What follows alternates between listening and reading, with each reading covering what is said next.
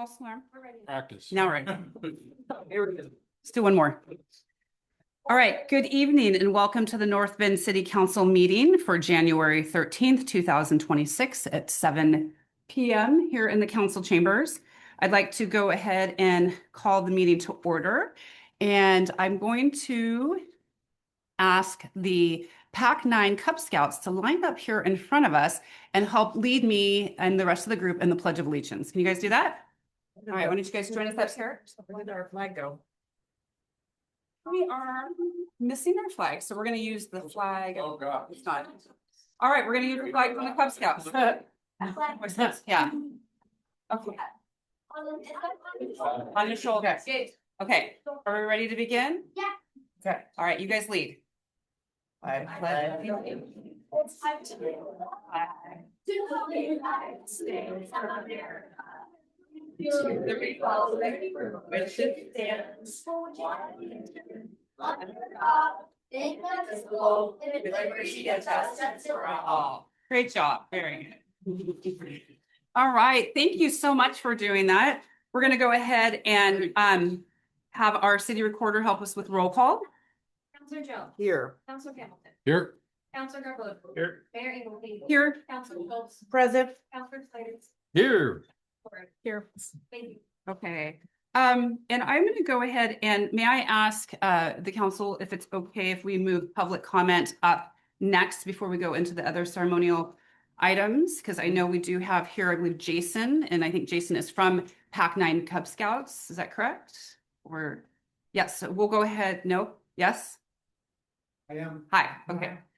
And so, Jason, Mr. Green, before you begin, I just want to take a moment and tell you about our public comment period. Okay. We always invite everybody to participate in public comment, and it's an important part of public meetings. The public comment period is an essential part of local government meetings. Each person has 3 minutes to speak. Our governing body takes the input into consideration. However, in observance of Oregon open meeting law, this isn't the time for dialogue, but rather it's a time for us to listen to you. Our city administrator and city recorder are taking any notes of action needed. And so when you're ready, we'll have our city recorder start their timer. Good evening, Mayor and City Council. Cub Scouts is a youth program focused on building character, leadership, and citizenship in our youngest community members, our children from kindergarten through 5th grade. The mission of Cub Scouting is to help young people develop strong moral values, a sense of responsibility, and a commitment to serving others. Through hands-on activities, service projects, and outdoor experiences, Cub Scouts learn teamwork, respect, and confidence. They also learn what it means to be a good neighbor and an active citizen, values that directly strengthen our community. The city can play an important role in supporting Cub Scouts by providing access to public spaces for meetings and events, partnering with us on community service projects, and helping spread awareness so more families can participate.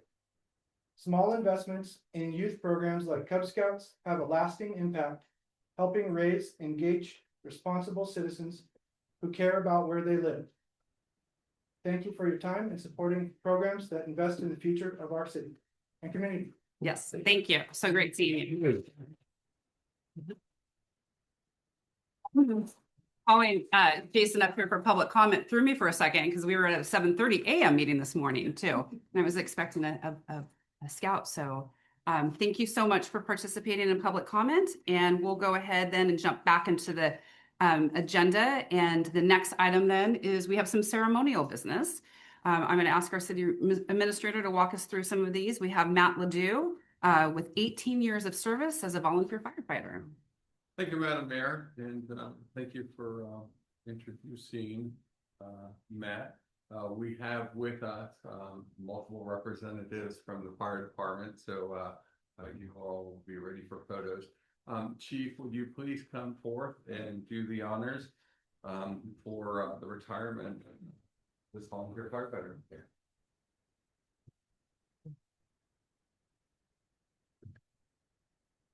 So Matt Ledoux has been with us for 18 years, a volunteer firefighter. He started out as a diver. We had a dive team at the fire department, and he joined up as a diver and decided to progress. And as the dive team progressed, he progressed to a leader of the dive. He thought it was really cool the way all these guys were, he turn out gear and a lot of stuff like that. He jumped across and decided, hey, I want to be a fireman too. We started as a firefighter, and he progressed, and he moved up, and became leader within the volunteers. Within the offices of volunteers, he was a sergeant of arms. He was the secretary, he was the treasurer, and also the president of the Volunteers Firefighters Association. He progressed. He's done a lot of things. He also became a volunteer crew leader. So on the fire grounds, he was actually in essence an officer of the volunteers. So in this time that he was doing that, him and his family had a business that they were doing out in Charleston, and they were selling fish and a lot of products out there right off the waterfront. And they continued on with that. They ended up moving on from that business. And one day Matt came in, we were talking a little bit, and goes, hey, this movie is in town. And they wanted a guy to come in here and kind of help out, because I'm a diver. I'm going to fireman. And so he kind of went out there and did a little medical standby and kind of got a little bit of a bug with that. And so it wasn't too long later, he came in and goes, hey, I'm going to start this business where I'm going to be doing like standby stuff for the movie industry. And he goes, is there anything wrong with putting my Star Life on the side of my pickup? And I go, no, sounds great. And he just progressed, and he progressed. We noticed that Matt has been spending a lot more time doing his real jobs than he was able to do as a volunteer, because he continued to progress with that. So Matt has became a stunt. He can probably tell you things that he's done more, but he started out as a set medic. He went on to a stunt coordinator, and he's, even as I was told me the other day, he's actually got on the screen a couple times. You get paid more when you talk, so he came out as a diver, and he didn't really have any lines, but he went ahead and said so anyway. I guess they cut those though, right? But he made a shot at it. So Matt's continuing on, and he's progressing. The one thing that, in the years that I've been in the fire department, it's been a couple. The secret recipe for the pancake batter in the back. That's a big deal. I think I can count out over, I won't say how many years I've been there, but it's been a few. I don't think there's 5 people that know that secret recipe is in that, and over those years. Yeah.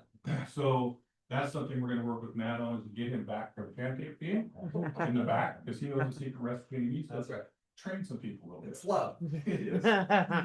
But Matt has been a terrific volunteer for us. This isn't something he gets paid for. He puts his time in, he takes away from his family, and to look out for this community. And we really, really appreciate the last 18 years. It's too bad that his other career is blossoming the way it is. And, but we understand also that he's always going to be part of our North Bend Fire Department family. So I'll present this to Matt. Thank you for your 18 years of dedicated service to the citizens of North Bend and to the North Bend Fire Department. Great.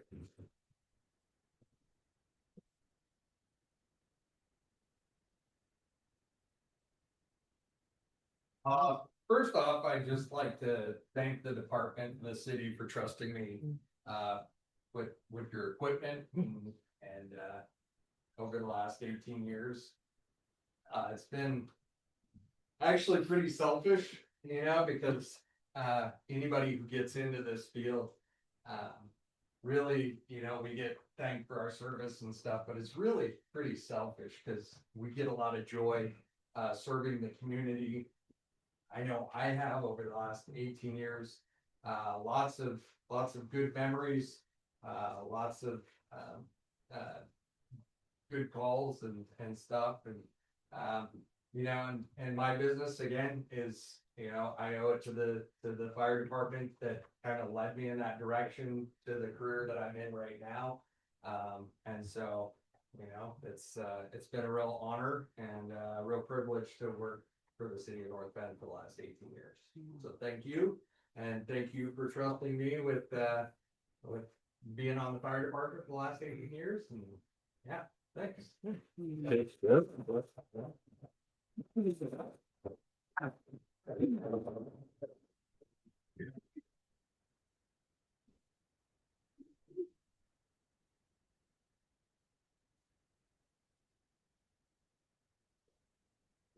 Getting there laid out. The young people. Don't think we'll have to worry about 18. I like to hide him. We could do one. No, no. We like to hide in them. All right. I got moving parts behind us, I'm just waiting. Wait, I think I had someone ducking down there. Yep, me. Yeah, that's been. They had pop up here. Oh, see, there goes another. All right, we all good? All right, here goes. All right, ready? Do about 15 of these.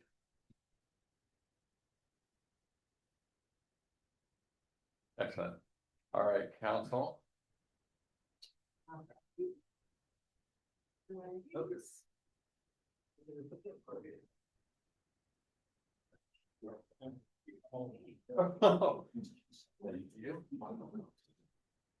Ruh-roh. I'd forgive you if it was your own. Okay. Years and years. All right, little in. All the gas are gone. Okay, good. All right, there goes Fred.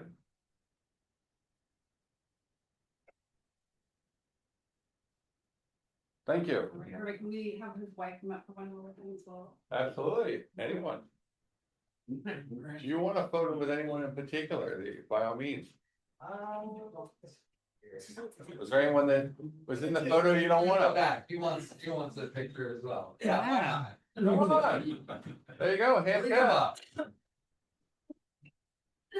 Come on up, yeah. All right, all right, here goes. Oh. Sorry, you can see the auditor. Oh, you can see yourself on the monitor, you're right. We need to. Oh, at me, they're looking at the monitor and realizing that they're still in the photo. That's what it is. I don't look at the monitor because then I get to my whole head. All right, here goes. Ready? 1, 2, 3, 4, 5 here. Thank you. Very good. All right. Congratulations.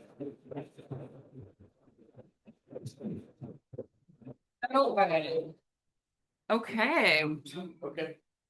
so that was ceremonial item number A. B is presentation of the 2025 North Bend Police Department Annual Awards. The city council was going to receive a presentation recognizing the police department members for their outstanding service, life-saving actions, and professional excellence as part of the 2025 Annual Awards Program. And I do think we will hold for photos to the end, right? Okay.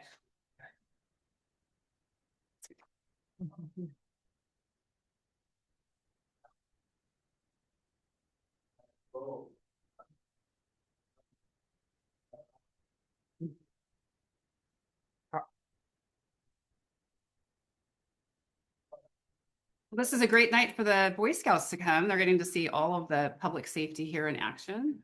So this is, I keep saying Boy Scouts, it's Cub Scouts. Yeah. Yeah. You've got everybody here, and I just want to take a minute for a little recruiting here. All of them got scouts, girls to be firefighters. Oh.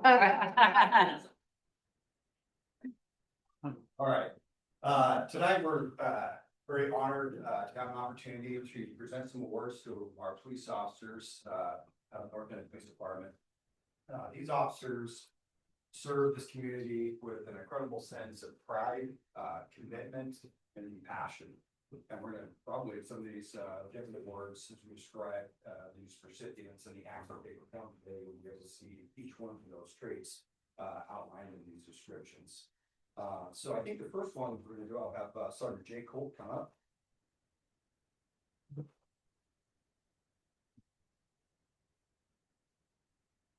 So Sergeant Holt is our senior sergeant at this time, and he's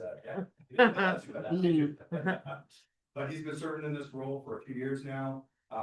He has, and I think we've actually talked about him at other council meetings, and he is kind of a jack of all trades. He runs our field training program for all of our new police officers and does an incredible job at that. But each officer has to do certain amounts of training to hold their certification. And as you progress, and get promoted in this field, you have to take additional classes. And then on top of that, there are a few people, and Sergeant King has been recognized for this, very same award, here shortly, it was less than a year ago. And tonight is Sergeant Holt. Sergeant Holt has spent an enormous amount of time away from his family, where he's had to travel to different locations to receive this training, and work on projects, and it's no small feat. I kind of liken it to a college class, and it is very worthy of an award after you complete this 3 different blocks of training to get to this point. So tonight, Sergeant Holt is receiving the FBI Trilogy Award. NETA, which stands for Leadership, Executive, Law Enforcement, Executive Development.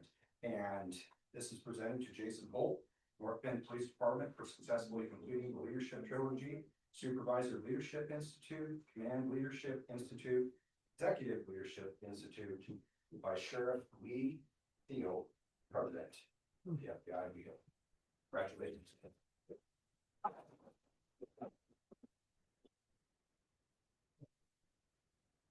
Like you said, we're always training, especially, the leadership level, always looking for ways to improve. I think the real value, it's hard to put a price tag on good training, but the value in the FBI leader courses really is, you get to step out of patrol work for, a few weeks and actually rub elbows and pick the brains of other people that are in law enforcement leadership. So it's a very valuable thing. I appreciate the opportunity to take the training, and I appreciate the recognition. Thank you.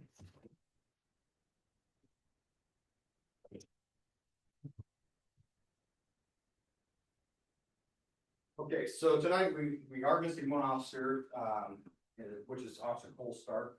He's one of our, call it the newer officer anymore. We've got a few officers that hired behind him, but he had a trip that he was been planning for a long time before we made these arrangements tonight. So he's not able to be here, but we are going to read off his award presentation.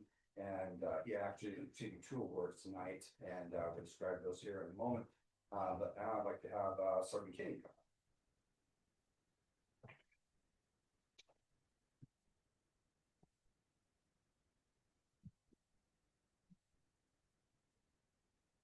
So Sergeant Kenny is our next most senior sergeant. And he has been here in this role now for a couple of years and has been really doing a fine job. Works with a lot with our training program as well, runs a patrol shift, and puts in a lot of time, and also has received the Leadership Trilogy Award before. But tonight, he's being recognized and nominated for the Life Saving Award. So a description of the incident, why Sergeant Kenny is being, and Officer Cole are receiving this award. On 4/28, 2025, we'll start Sergeant Patrick Kenny were dispatched to the McCullough Bridge for a report of a suicidal person on the railing. Upon arrival, officers contacted a 43-year-old female who was seated on the railing of the southbound side, center span of the bridge. Officers began talking with the female and determined that she was wanting to explain why she was going to jump from the bridge, or she did so. The female made it abundantly clear that she was going to jump from the bridge to end her life. East Bay Police Officer Wesley O'Connor joined to assist. While talking to the female, officers were able to get close enough to her, and while silently communicating with each other, Sergeant King grabbed her and pulled her from the railing to the waiting hands, the other officers, where she was taken to the ground and secured without injury. The female was transported to the hospital on a peace officer hold. The actions of the officers prevented this female from ending her life. Report of this incident was generated and documented, and tonight we are here to present Sergeant Patrick Kenny, in recognition of your courageous and life-saving actions at the scene of the suicidal person on the McCullough Bridge on April 28, 2025. You put yourself in harm's way to save another human life with dedication and courage. I don't know if any of you have ever had the opportunity to stand on that bridge, with traffic. And it takes a lot just to be up there on purpose for that. And but to be up there and dealing with somebody who doesn't want you there and is wanting to do their own thing and end their life, and then you have to physically put hands on them and not get pulled over yourself. Mm. It's incredible. Mm. And as mentioned in this, award presentation, Officer Wes Connor was there, and he is, duly, deserves this award as much as the officers from the North Bend Police Department too. But tonight, again, Sir Kim, here's your award. Thank you very much.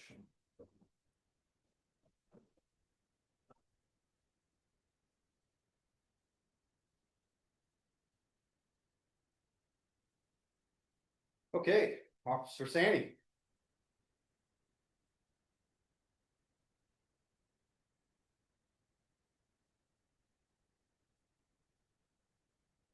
So Officer Trevor Sandy is one of our school resource officers. He's been a police officer for a little while, in fact, a police officer before he came to the North Bend Police Department.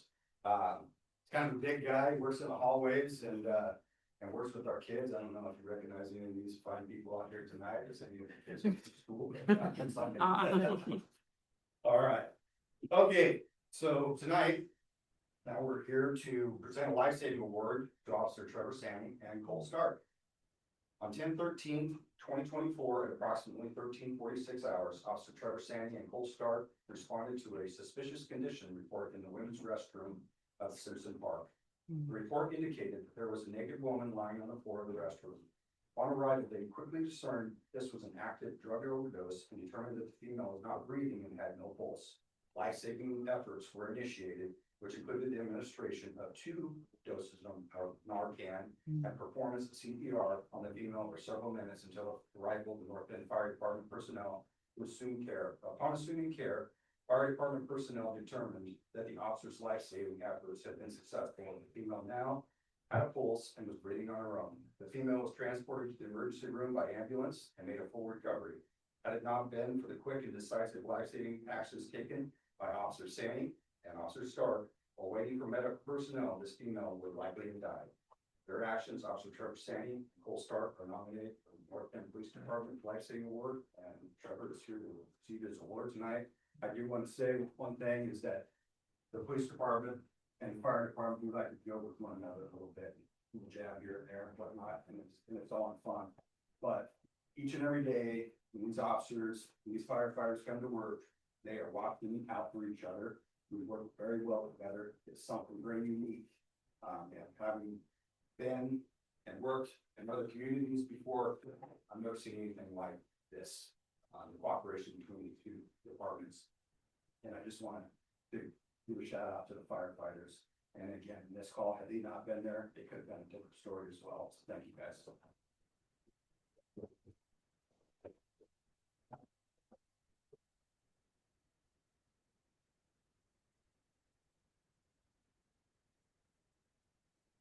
Officer Martin, come on down.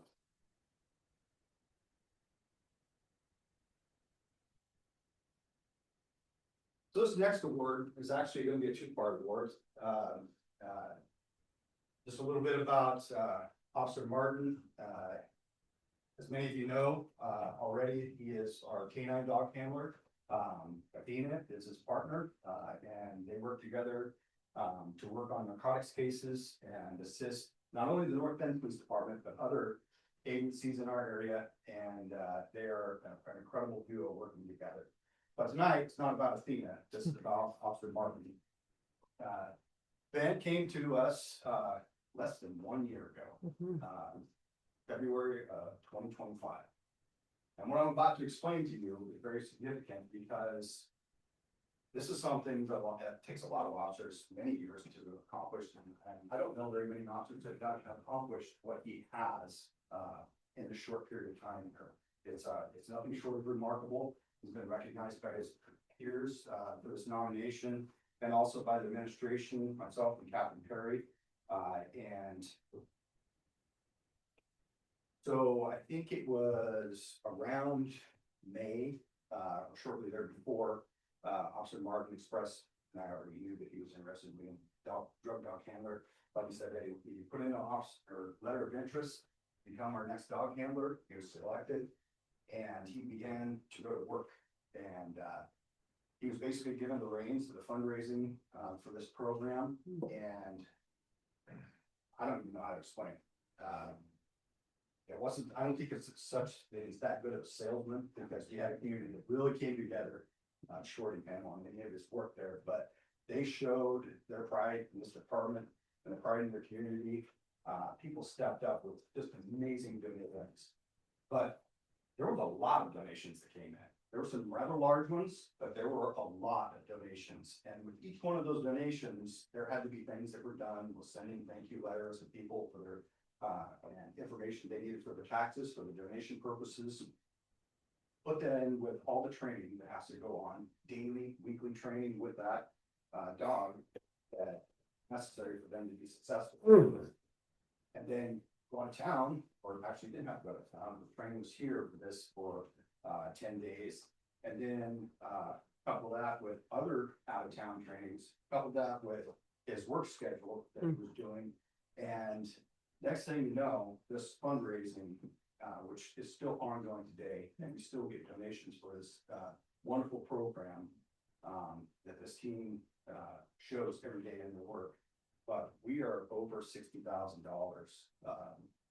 that we have raised with this community and the support of our partners and the work of Officer Martin. So tonight, I'm presenting Officer Ben Martin, the Police Officer of the Year 2025, and he will also receive the Chief's Medal of Merit. Congratulations.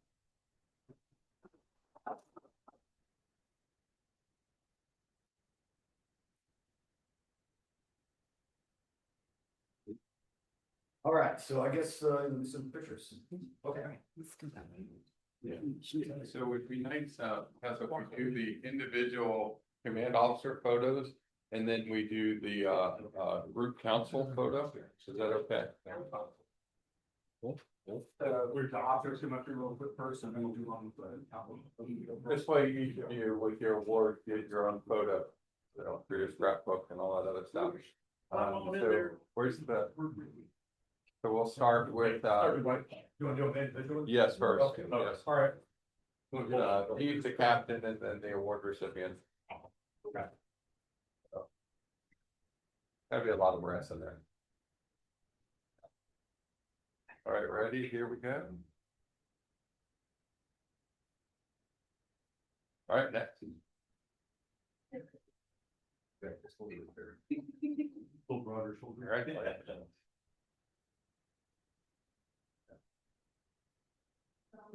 Like that.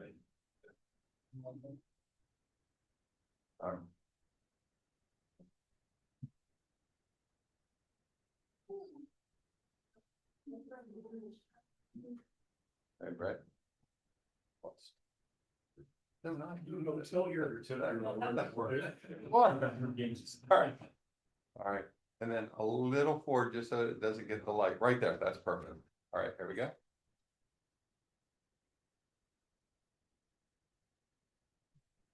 Excellent.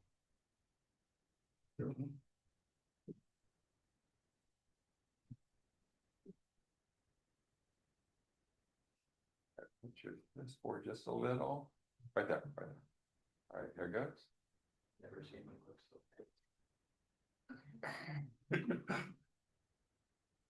excellent. All right, council. Yeah. Player. Oh, hey, we're, We're gonna have to make. well, I don't want them all to take a knee, that's for sure. But, we'll get in there. We need 2 lines, what are we doing? Well, blend it, you can do every other one, you don't have to do council versus. Okay. Yeah. Yeah, we'll get you in there, come on in, because if you put all the council on one side, then we'll have to do like a baseball challenge or something. Yeah. So, all right, we're gonna have to shift, yes, and then we'll have to get you in a little more. I wanna cut Councilor Slater out. I know, that's why I'm like, even on my widest, all right, so we're gonna turn sideways a little, yeah, sideways. And Counselor, come on in, and, all right, let's try this. The monitor down? Well, I'm always afraid, because I don't know this technology, and so if I touch it, always a little worried that something goes awry. Let's try it. There you go. It'll be fine, it'll be fine. Oh, wait. What? So there. Oh, Morning, man. oh, where are you? Bathroom break. Come on. Chase out there, I thought you said that his monitor was falling. There we go. All right. Now we got- Yeah, we gotta figure out how we're gonna squeeze in here a little bit. All right, so we're gonna turn just sideways a little so that we get in there. Got it. All right, I can do this, but I. Oh boy. Wow, okay, here goes, ready? Wow.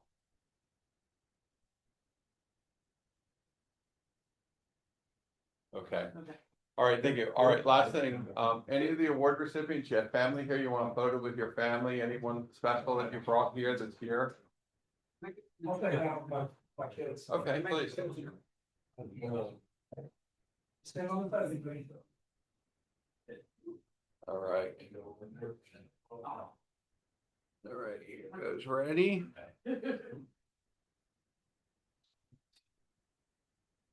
All right. Anybody else? I know the other two were like, I'm going to my girlfriend's house. I was like, I'm playing my Xbox. Aw.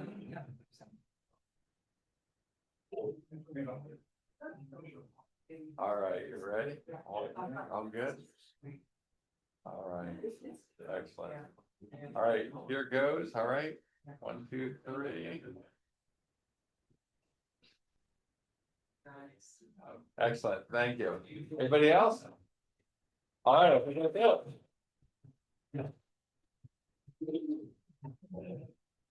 Congratulations. Guys, jump over.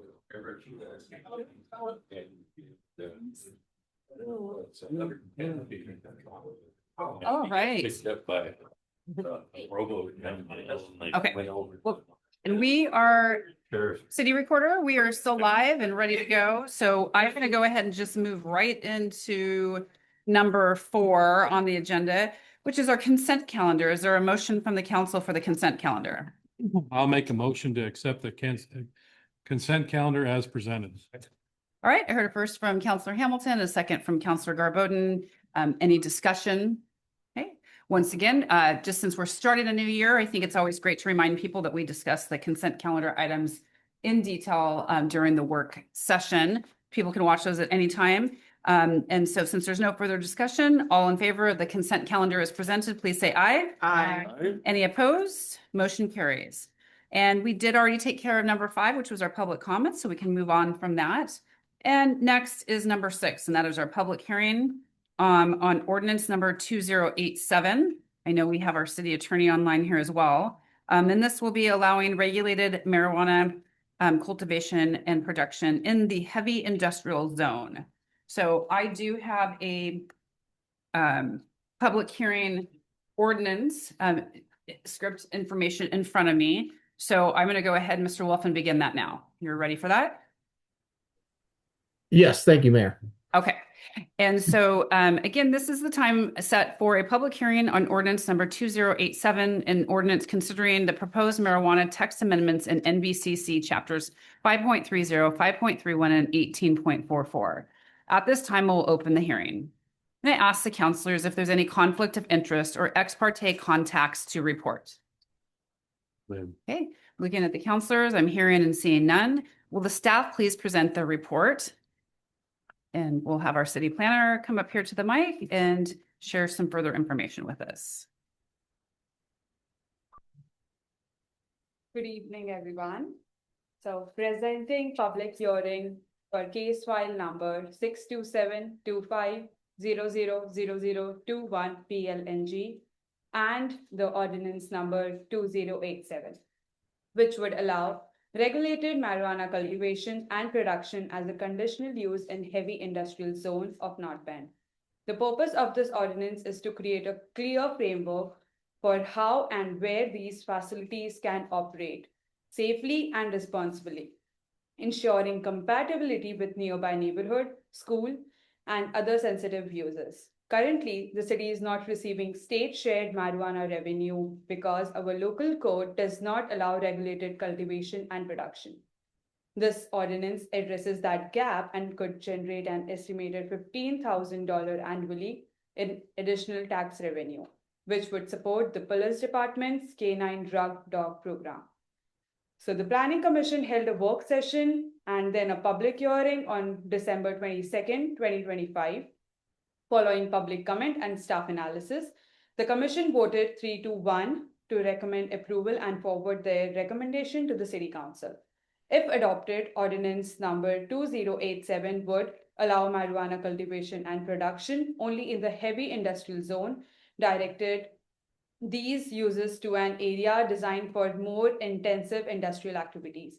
Setbacks are 1,000 feet from any public or private school and 900 feet from residential zones or commercial or industrial zones containing any residential unit, reducing potential impacts on sensitive uses.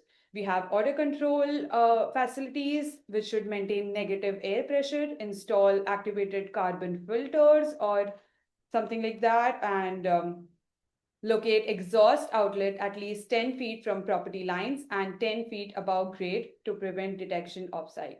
We have some security standards which considers all the controlled access, surveillance, and secure facility operation must meet OLCC requirements. Marijuana waste must be rendered unusable by grinding and mixing with compostable and approved solid waste stored in secured indoor containers and disposed of via licensed solid waste facilities. No more than one licensed production facilities per legal parcel to avoid over-concentration. Prohibit mobile, temporary, or drive-through operation, ensuring all sales and production occur in permanent and fixed location.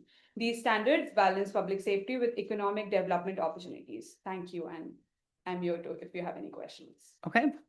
All right. Well, I will now open the public testimony portion of the public hearing. Written testimony has been entered into the record and provided to the members of the council and staff.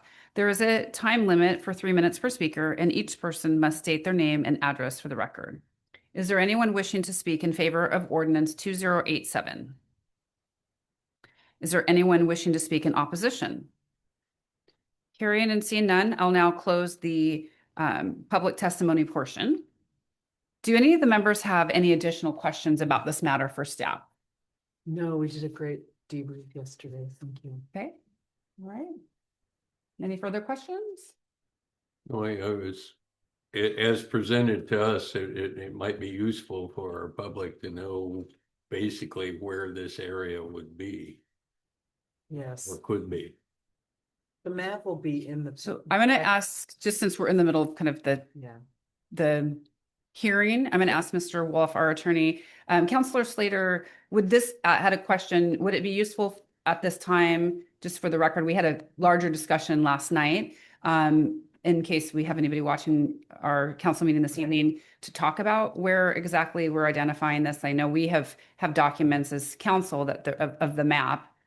Is that something that we can do now in the hearing? Yeah, if your city planner wanted to kind of verbalize where that would be, there's certainly a map of it in the record that folks can refer to. But if somebody wanted to briefly explain where that is, that would be appropriate. Would there be any way to flash that page in the packet? Well, it's all available online. And so Yeah, when just people for- watch the meeting, they can tag, I believe that, how does that work? And Staff? last night we said it was 87. I 89. think Oh, Counselor 89. Jones is asking, she was asking if we could hold up the map, but I don't think there's a need to, since the link is available. Correct, Madam Mayor. So online is the complete planning zoning packet, which also included the materials. And then attached to the work session and tonight's meeting is actually the full complete packet. So there is everything that you have in front of you is also online, and it's all public record. So Yep. it is readily available. Okay, good. And it was, as you mentioned, it was on 89 as the map. And if our planner wants to just kind of verbalize a little bit to kind of just one more time, kind of speak where we're talking about in the So city of North It Bend. is on the north of city of North Bend across the bridge, and I think we have on page number 89, we have the map. It is just two property up there. And I just wanted to clarify again, it is not just the production or marijuana cultivation that they can do. They have all other options to do. This is just an option for them. Correct. Sure. Thank you. Okay, thank you for just reiterating that. Yep. So if there's no further discussion, I will now close the public hearing.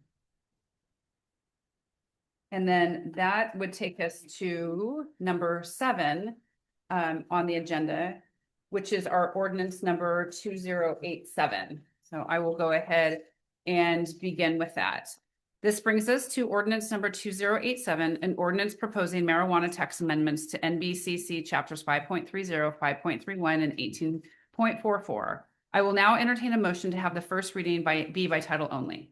Move that ordinance 287 be read by title only for the first reading. Well, second. Had a first from Counselor Jones and a second from Counselor Hamilton. Okay. So, I will go ahead and read the ordinance now. thank you. You bet. Ordinance number 2087 and ordinance amending chapters 5.30, 5.31, and 18.44 of the North Bend City Code regarding regulated marijuana cultivation and production. Thank you. So, I'm off on my script. Is there, now we need a motion for the second. Is there a motion for the ordinance to be read by title only? I'll make Again. a motion for second reading of ordinance number Thank you. 2087 be by title only. Second. Okay, a first from Counselor Garbodin and a second from Counselor Schultz for this. Don't we vote on those and then agree? Did I skip a part, Mr. Wolf? I'm still good, right? Okay.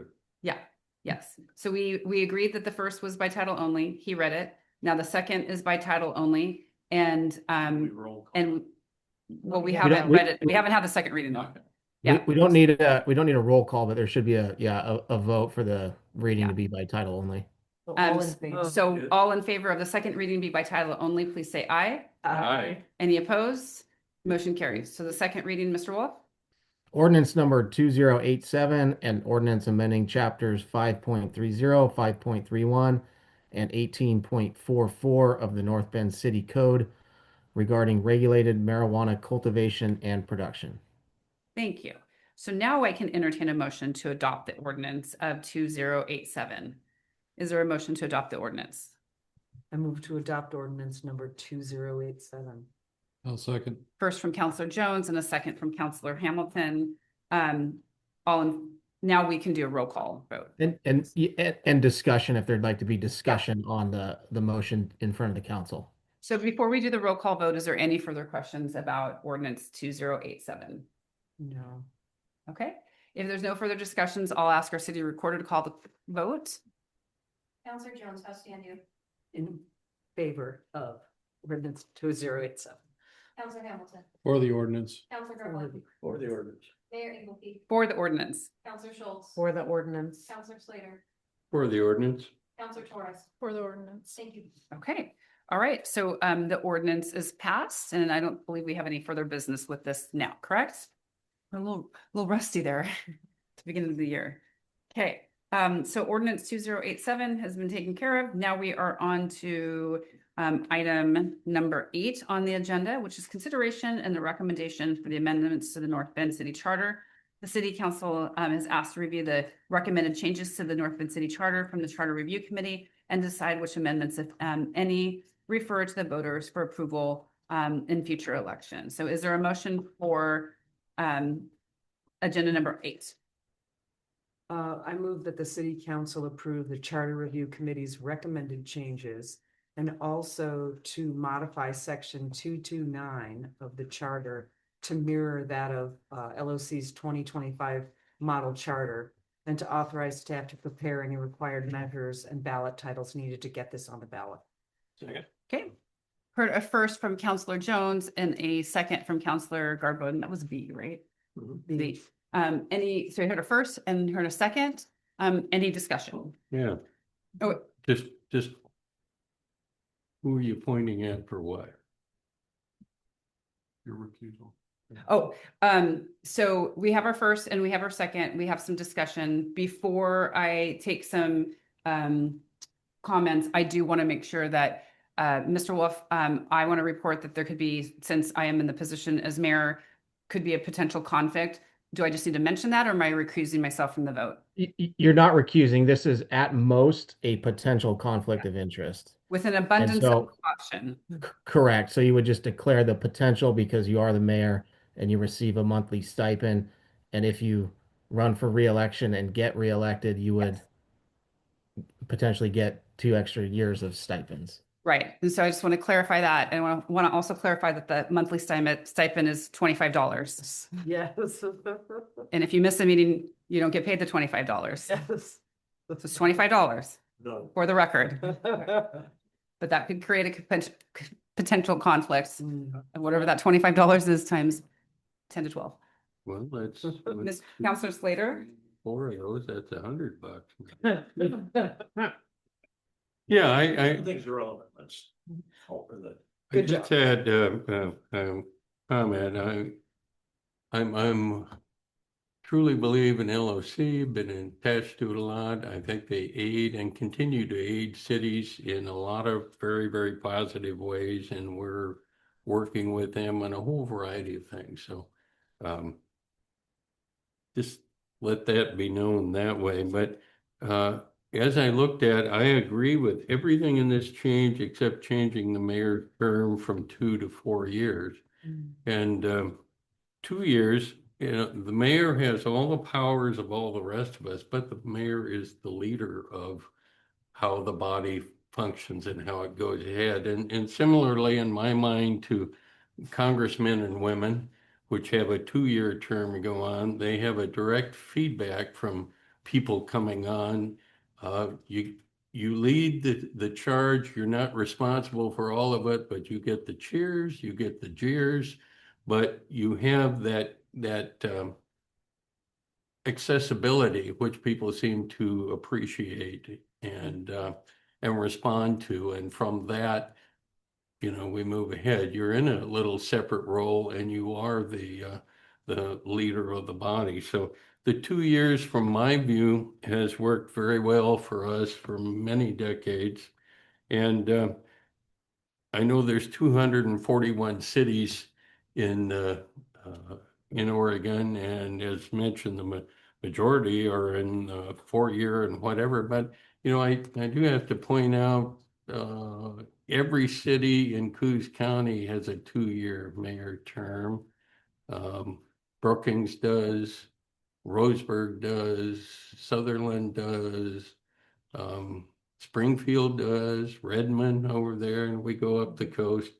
You have Lincoln City and you have Newport in that. So, you know, that's not an extensive, but I think it's functioned well for us. I think it works well with our leadership group.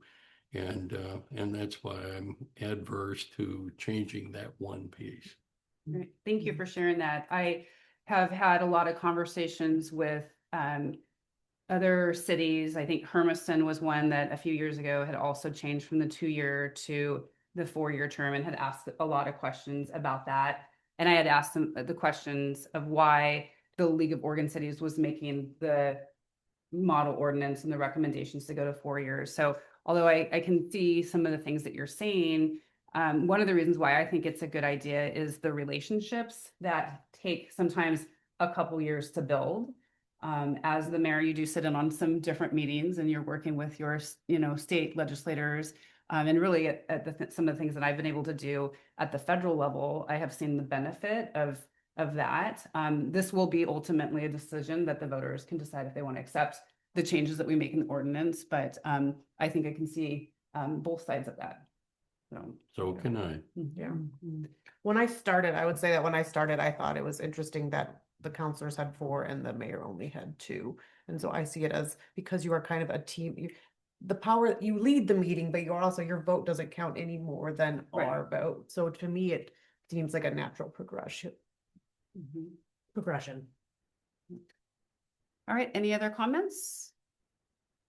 Yeah, I like I think it takes some time to develop relationships and not even necessarily, just the learning curve is really high.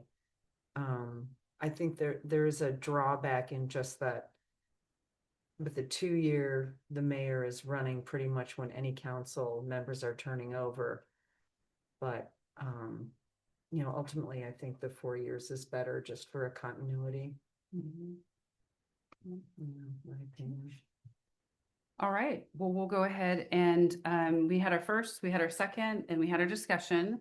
And so again, that was B. So all in favor to move that the city council approve the charter review committee's recommended changes and to also modify section 229 of the charter to mirror that of the League of Oregon Cities 2025 model charter and to authorize city to prepare any required measures and ballot titles needed to get this on the ballot, please say aye. Aye. Any opposed? Nay. Motion carries. Okay. All right, next item then brings us to that would be number 9 on the ballot, and that is action of any resulting in executive session. There was none, so then we'll go to 10, which is our city administrator's report. Thank you, Mayor and Council. You have a printed copy of the city administrator's report. It will also get posted to the web, social media, and then emailed out to the media. So I won't belabor you. I'll give you 3 points of interest. And so about a year ago, you authorized the purchase of a street sweeper. We're expecting it this week. So, it's exciting. And we did pay to get the other one back and fixed. And so we're anxiously Showed up this afternoon. Oh, showed up this afternoon. Well, actually, that's yeah. I was still expecting tomorrow for the delay. All right, so it is here. When are the rides? Also delivered today was the sandbagger from the Spire grant, and so it does. Is it 1,200 bags an hour? Up to 1,600 bags. Up to 1,600 bags. I'm 400 off. But yeah, it is here, and it's part of our emergency management and our regional emergency management and support to other agencies. So that is here. And third, as they always say, bad news isn't good with time, but we did have all of the quotes and the bids come in for the pocket park. They're about roughly, give or take, about 200,000 ahead of where we wanted it. Staff met this afternoon. We are crunching some numbers. We're going to go out and try to make some additional asks because we think that we hopefully should pull in some additional funds because bringing the Mercy car down and enclosing it is historic. That's huge for us. It's the only one in the state. Yeah. The only one. And then the our first fire truck, bringing that down. And so hopefully, we see some goodwill there. And then we're working to revisit what we have in KLT.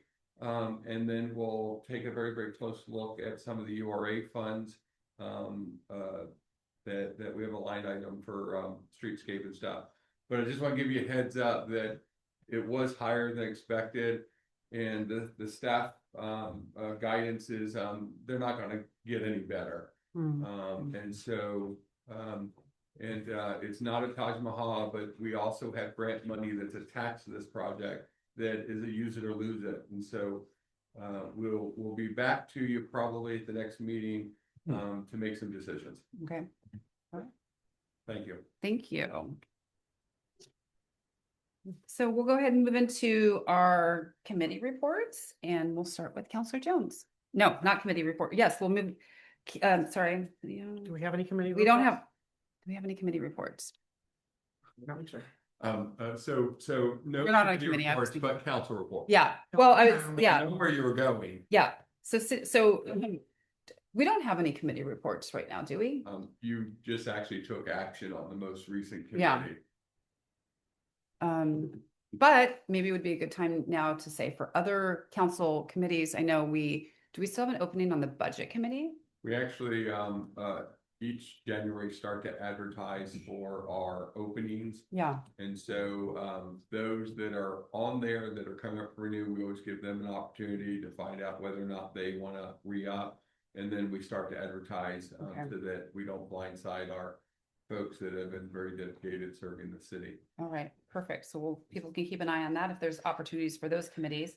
Council comments, Counselor Jones, do you have any council comments? Yeah, I wanted to I wish I had articulated this last night about the port project. There's something I find missing usually for the people who don't want that project in particular. And it's to remember that for this particular project, there will be many local people, it's a local workforce. The people who are pursuing the plan are local people, and nobody wants to, and the Coos Bay Estuary Management Plan is across any property. There's environmental assessments. Those are all big pieces of that project. And all local people are in on that.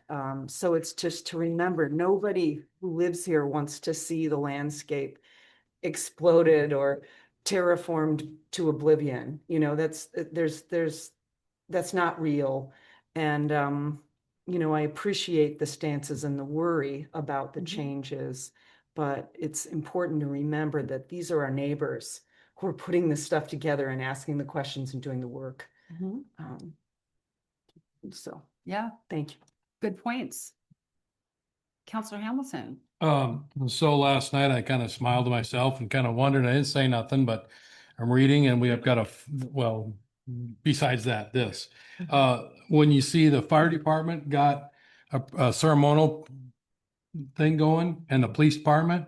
So I was sitting there wondering, like, who's going to bring out the numbers? Who's going to show up? And it's always amazing to me. I've been here for, I don't know, since 22 or something.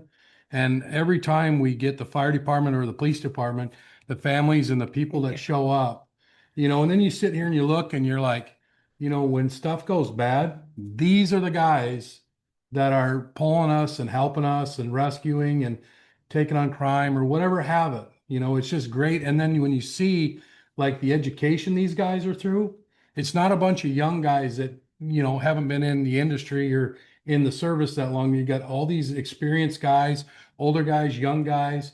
And it's just awesome to see that the two departments have built these groups, and they have this camaraderie between each other and each department. And it's really cool to see. And it's, it makes me happy every time you guys come in and do something. So, no, and hey, congratulations. First meeting of 2026, almost in the books. Almost in the books. And it's just now 8:00. So it's not our worst. Not last night. The only thing you got out of it is I'm 70 years old. That's right. Yeah.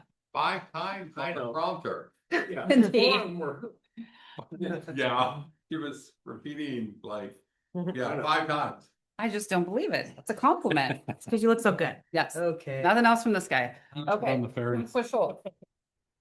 I just was thinking about tonight, and I was thinking about the idea of service. And so we saw a lot of service tonight. And then I also wanted to, with the Boy Scouts coming and doing and talking about their service at a young age and with the community, and thinking about how much community support it takes to get volunteers to be a volunteer firefighter. And again, being just a firefighter in general, but just volunteers are a different kind of, they do it for a lot less, if anything. And they do it because they want to help their community, which is amazing. Again, the police leaving their families and doing what they do every day is a service to our community. And then even our charter review committee, who we asked people to be on it to go over this, and they spent time away from their families to come and kind of give their opinions as citizens in our city. So the idea of service and how we can't really exist without those volunteers and those supports to get us through, which is always just knowing that we continue to need people to do that. So thank you. Yeah. All right. Counselor Slater. By the way, great comments throughout, everybody coming in and the focus of the team that's here. I just wanted to speak to the Cub Scouts i.e., I don't know if it's Boy Scouts or Scouts now, but anyhow, it's a great program. I think you saw a good turnout here. It creates how you work as a team and how you get things together. It puts you in leadership positions. They start building those things up for those kids as to how I can direct and do and get people together doing those things. It gives them the first sets of goals in that, which is through the ranks and the skills. And there's a whole variety of different skills. You'd be amazed at what the merit badges look like today, plus some of the other things. Natural resources, the camping, the background, the backcountry stuff that goes on gives them a real appreciation for the country and the area that you're part of. Whether it's the Sierras or the Cascades or whatever it happens to be.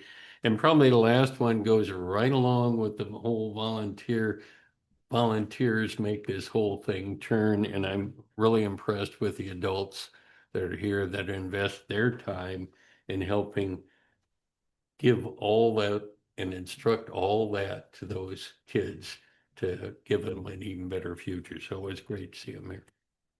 Yeah. Okay, I'm just thinking, okay, I'm not reiterating everything.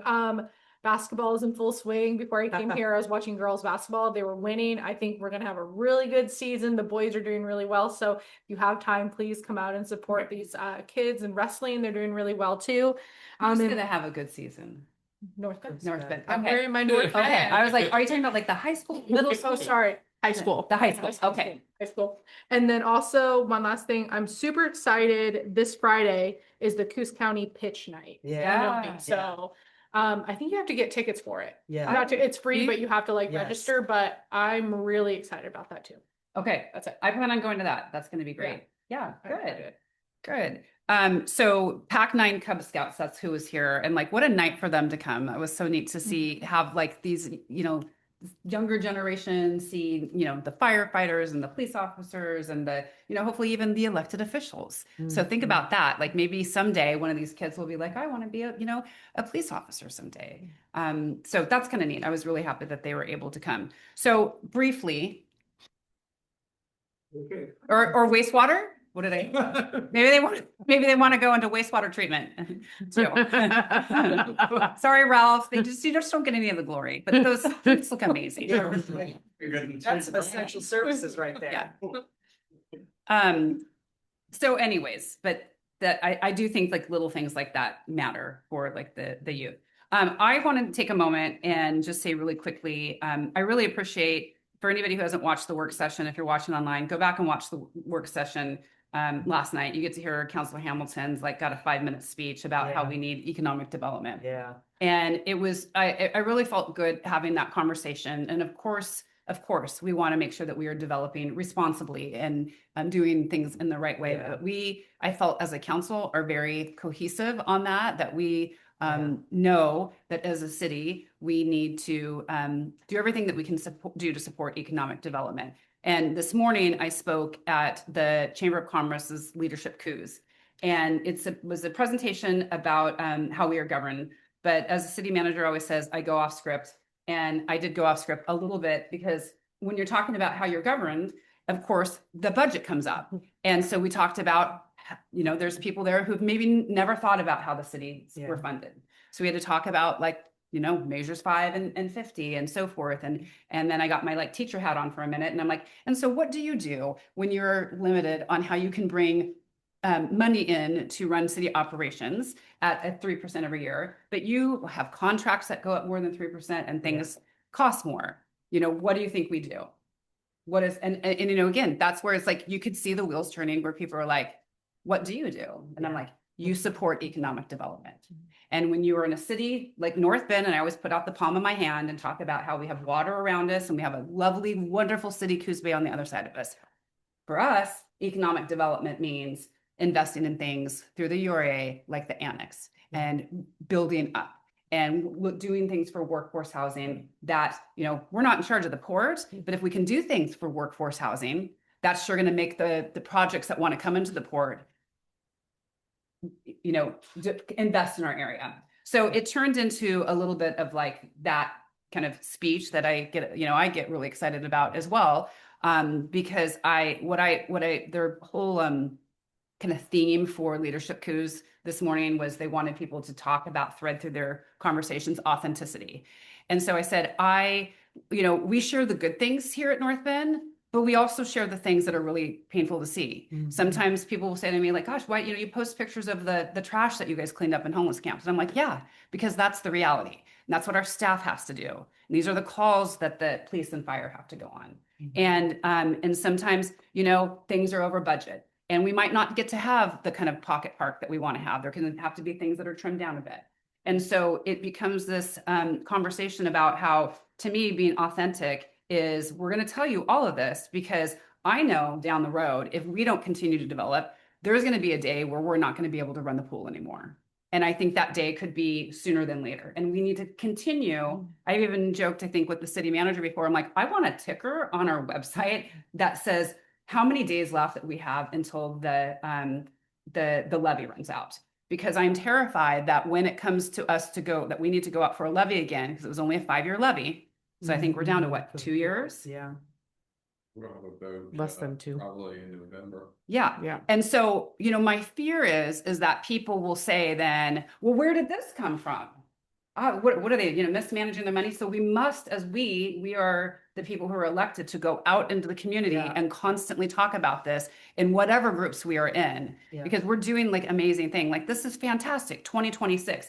We're probably going to finally get the annex turned down this year. There's businesses that are opening. These are great things, but we also have to be cautious and talk about the things that could be pending and looming if we don't figure out other ways to get revenue in the city. And the only ways that I know, besides somebody asked me today, like, do you have a grant writer? And I'm like, we have an amazing city manager and staff. Yeah. We do not have a hired grant writer on our staff, but we have hired people that can do that job wonderfully. So I want to like set the tone for the year. Like everything's great and we're doing wonderful things, but got to keep on the economic development or we're going to have big problems. So that's all my council comments. Any other business? I don't think there was. You have Commissioner Johnsby's request. Yes, we do have another business item. And can you help me frame the question to ask? Sure. So, and forgive me because I wasn't prepared to jump in here, but I will. So at some point, before my time, PD,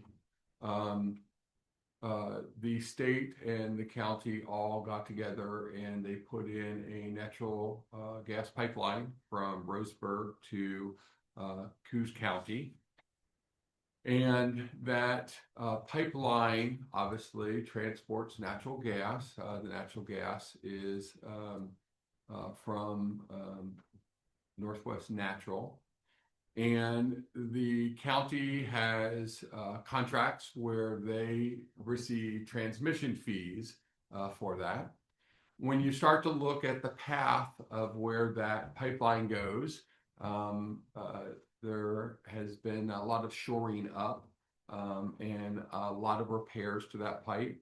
The county has expended the maximum it can on the repairs and cannot continue to maintain them. And so they entered into conversations with Northwest Natural that would say, if we provided you the pipeline, would you accept it? And that is not something that they can just accept. There are regulatory state and federal agencies that regulate natural gas pipelines. I ran a natural gas utility myself and know it firsthand and have been before the, in this case, Public Service Commission. It's called different here. And it's not a friendly road. But that said, the local governments have been asked to consider letters of support to support the letters to the state that would support Northwest Natural. I'm sorry, I guessed an hour wrong. Taking that over, and it's very critical in making those decisions on whether or not we support. Here's the reality. At the end of the day, the county just cannot afford. And so you can look at what if, or any other scenarios.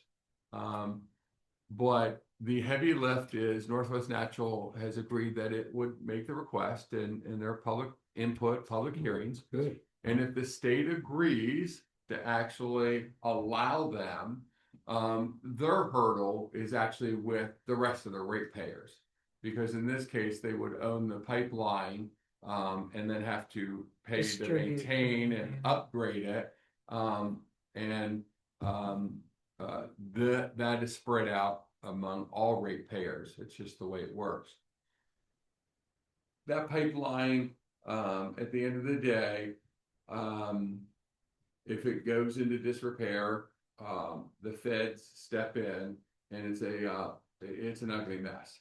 And so it would behoove the council to consider whether or not it wants to have a letter of support. We did get a request in December, and I communicated back through Northwest Natural. The request had come in through Northwest Natural.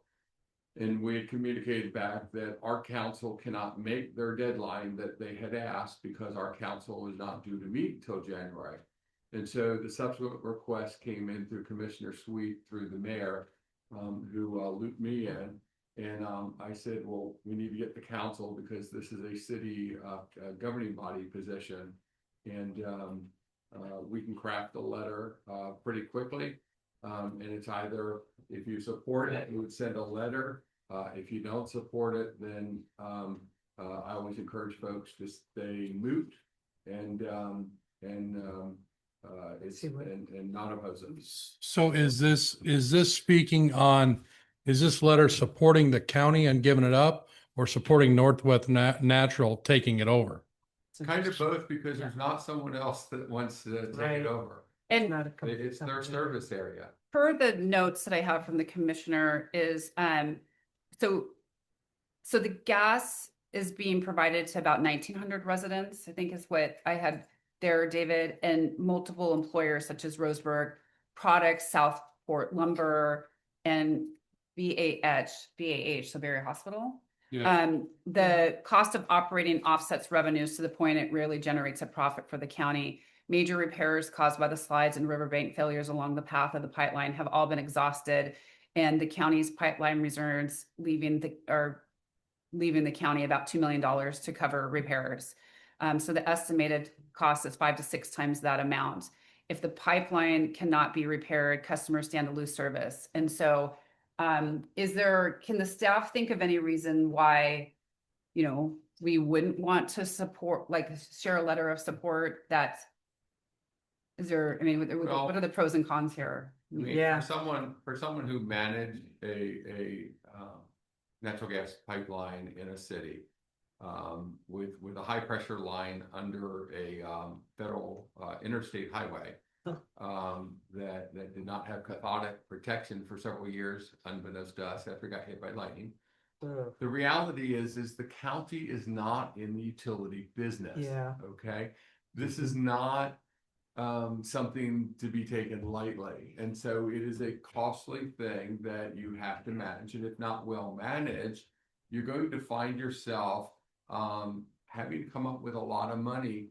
And if FERC steps in and starts fines, where's that money going to come from? Because it's not set up as an independent utility, to my knowledge. Yeah. Now, flip side, you have a multi-million-dollar asset there, and you control economic development, but you have to have growth in order to get more transmission fees. And at the end of the day, if those fees aren't paying for a very critical part of that infrastructure, so I equate like the slide area, for which I've actually gone out there and visited the site and area. Folks that actually know the markings actually can follow a pipeline even underground. But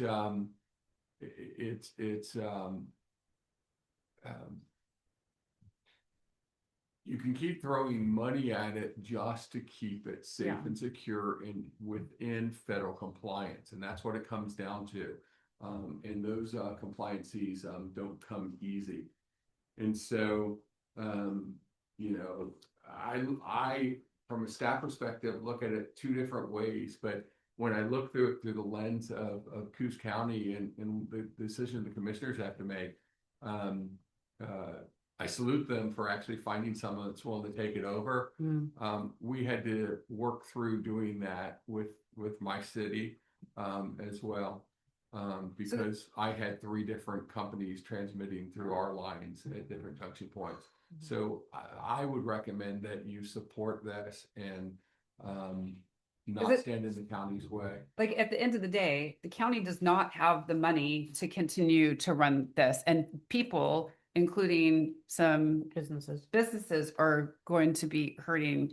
And so their leadership at the county is saying, raising their hand, they're like, it almost reminds me like at some point on smaller scale terms, like the pool, like at some point we're gonna be like, does anybody want a pool for free? Yeah. Not saying that, but you know, you don't have. Utilities are heavily regulated. I think we only have one company that is pumping through it. The county certainly doesn't have the, you know, personnel, the sort of internal expertise. knowledge to really Yeah. do it well or make improvements or use innovations. So it makes sense to me too. Am I But it hearing a helps- consensus that we want to? It- My question is, how much did the county pay for that pipeline in the first place? 20 million bucks? My recollection was, and again, I feel bad if I'm just quoting, for some reason, when I looked at it initially, because I was invited to one of the meetings and I started researching. And it got matched by the states for some reason. And I hate to throw this out, for some reason, a number keeps coming in my mind about 120 million to replace it now. Yeah. But I mean, I could Google it real quick, but I know whatever the amount was, whether it was 20 or 30 or 40 million, the state then came in, as I recall. And again, this was me just researching. I was not here when this happened. And how did the county pay for it? Was that a bond? Was it- Yes. Folks here paid for it, so everyone paid for it. This was paid through, The treasurer. It just got paid no, off. no, this was done, again, I always hate doing anything off the hip. But I think it was a bond and then the state had theirs. But again, that's why I said at the beginning, none of those really matter at this point. And whatever decisions were made, they were made. They've got a deck of cards. They don't have a lot of options in they can change up the hand. And so they're looking to change up the hand by having another company come in and take it. If it was a utility flip side, you go and there's a mechanism on the asset to go and get money and fix it up and keep transmitting. But you need growth because you can't just sustain those repairs just by the transmission fees. And if you look at how they charge by the firm for what's transmitted, you're not talking huge amounts of money. It's just like, it's there and it's a pipeline and the infrastructure is there. And that money is supposed to be enough to keep it repaired and then generate some profit. But Yep. you're in a slide area. And I mean, Yeah. this was built in anticipation that LNG coming in, so we could have transfer back and forth. I mean, No. and that didn't come. So am I hearing a consensus that this council would like to offer a letter of support for the county The to move change, forward with yeah, their with change? Yeah, if With their Northwest requests. Natural is willing to pick it up and go with it, great. Let's do that. Let's support that. It's an important part of our utility package when we talk about growth. If we're gonna be growing the area, you need the natural gas as part of it. I mean, when you've got people like Southport and the hospital and everything else relying on. Our swimming pool. Yeah. All right, well, I think that the staff then has what they need. I think that did sound like they need it like soon, but you'll be able to, Yeah. sounds like you could whip that up pretty. I'm actually glad that there's another deadline, because like I said, when they contacted right smack right before the holidays, I sent it out and said, we're not in a situation where we can, I can't make that decision on behalf of the council. Yeah. All right, I'm well- glad it's back on our plate again. So, okay, I'll get that letter out tomorrow. All right. Great. Do we want to just wait and have the first meeting go all the way to 8:30? No. 2026? Okay, so that is our last award, last agenda item. So welcome to 2026, meeting adjourned. Enjoy